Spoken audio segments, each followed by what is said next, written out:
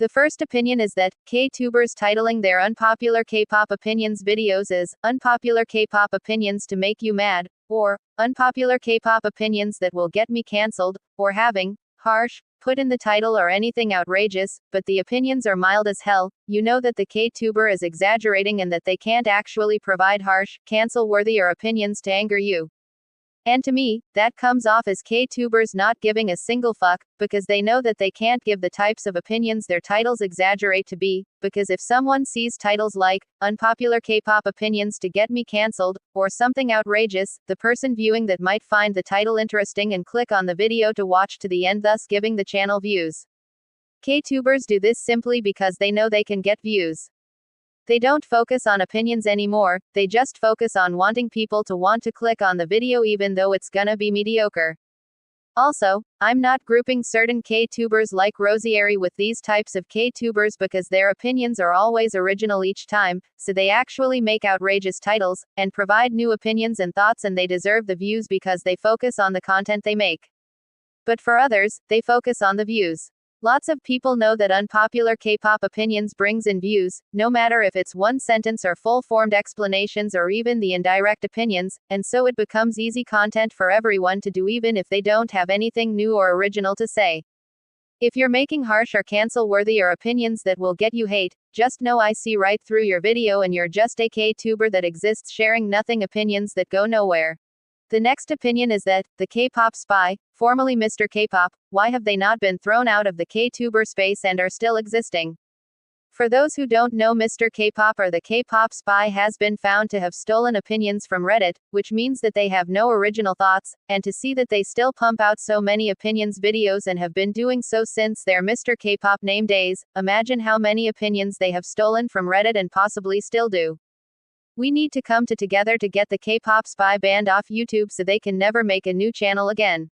Also, they posted a community tab of telling people to subscribe to their other channel which is about K-drama or something opinions, which means are they gonna steal opinions of K-dramas from Reddit as well?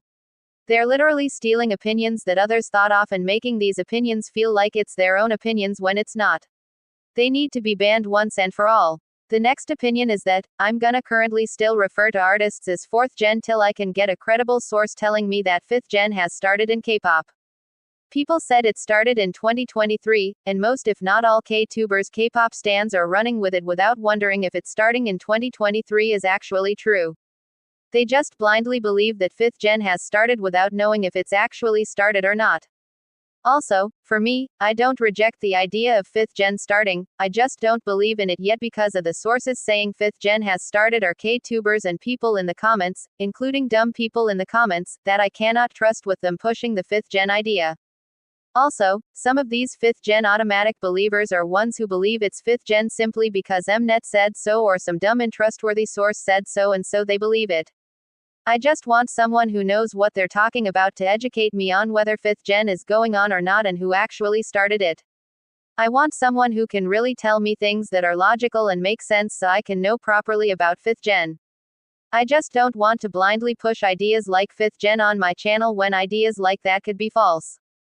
I don't wanna be a dumb channel calling every single group 5th gen, because of something making people believe 2023 was the start, but me not believing because I see no proof. Also, I did see an unpopular K-pop opinions video where a person who doesn't believe 5th gen has started.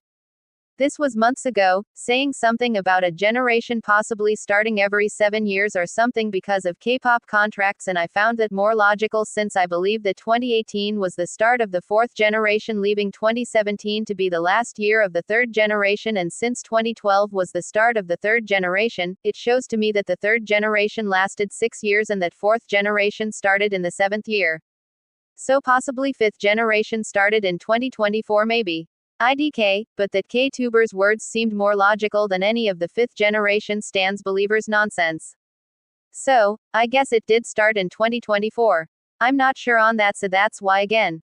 I'm gonna refer to groups debuting as fourth generation till I get something logical that I can understand from someone who knows what they're saying and can explain it to me properly and not spew some garbage like 2023 started fifth generation, but where's the proof on that? Our X group debuted in 2023, so they're fifth gen, because many people believe that fifth gen started in 2023, but then again, where the proof?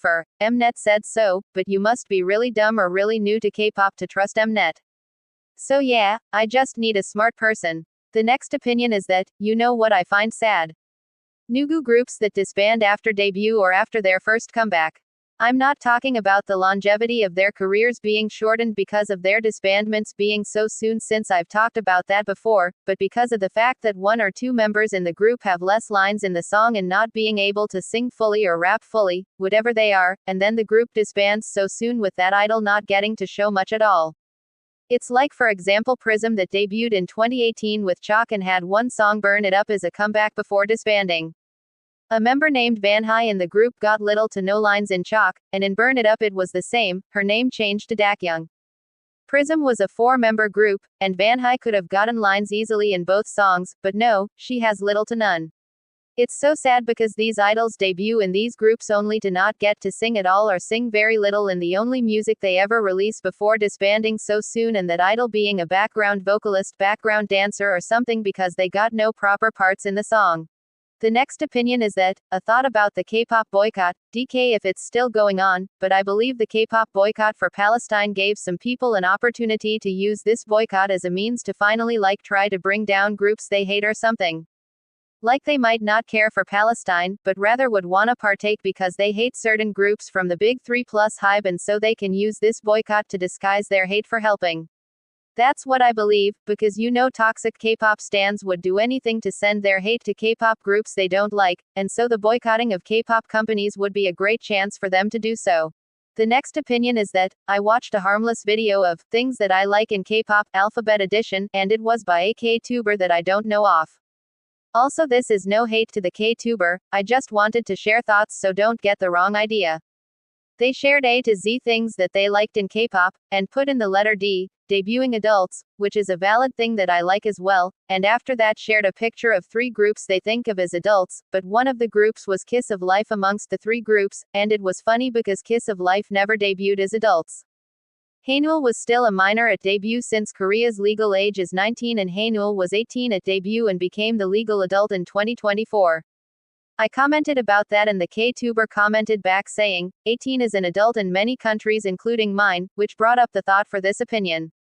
Do many K-pop stans and K-tubers like this K-tuber believe in Kiss of Life's adulthood because 18 is an adult in a lot of countries, so they call Kiss of Life adults? If so, then why? Because Kiss of Life is first of all a K-pop group living and promoting in Korea, which means that they have to follow Korean rules and law. Just because 18 is an adult in many countries doesn't make it okay to call Kiss of Life adults when 19 is the legal age of adulthood in Korea. Take for example this, gum is banned in Singapore, an exception has existed for therapeutic, dental, and nicotine chewing gum, but gum in general is banned. So gum being banned in Singapore means you can't chew gum there, but since it's allowed in many other countries, does that mean you chewing gum in Singapore would be okay because other countries allow it despite the Singaporean law banning gum? Do you even hear yourself? Kiss of Life debuted with a minor in the group and you have to accept that fact since you can't change rules and laws of a country simply because your country and others are different in their rules and laws. It's so dumb. The next opinion is that, if a K-pop song has 1 or 2 members who participated in the song by lyric writing for example, does that make fans of the group love it more even if the song could be bad? Meaning that are there fans who go like, the fact that X members helped in the writing makes the song even better, and they stan the song more because of that even if the output is bad? Because I know there are fans who stan songs even if the song is shit and eat anything their faves release and even hate on others who don't like the song because it's garbage or mid, so I wanna know if there are fans like this, who will stan the song more and support it because of the idol's lyric writing. Also, are there fans who force themselves to like the song by the artist even if they don't like it simply because the idol worked on the song, so they force themselves to like the song because of the person working on the song could be their bias in the group or something? It could be, because the opinion, you don't have to like every song your faves release, has been stated a lot in the past, which shows that fans do exist who force themselves to like songs by their faves, even if they don't or it's bad. The last opinion is that, why do K-pop companies debut minors? I understand that maybe they could be talented and some companies looking for talent might want that talent, but other than that I don't understand. Like, firstly, minors are not fully developed, so they don't have proper thinking to understand what they're getting into. Their voices are not fully developed, so aging becomes a problem due to puberty and voice changes. They don't get to experience childhood properly, like growing up, having fun, making friends and things like that, because they're vocal and dance training a lot. Also, the hate idols receive, possible sexualizing, and things related to the dark side of the industry. It's just sad that companies wanna debut minors, when to me nothing comes out of debuting an underage idol or a kid, because what's so good in debuting them young when you can debut them older?